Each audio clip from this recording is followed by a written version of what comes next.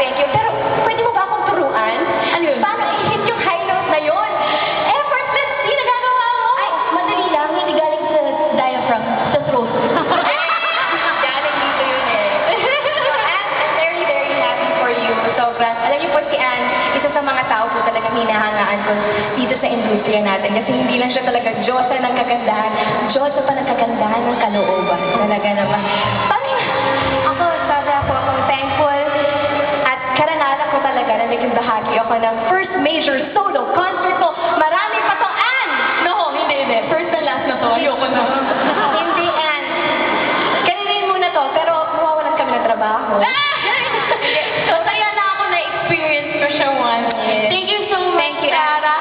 And of course, I'll leave the stage to the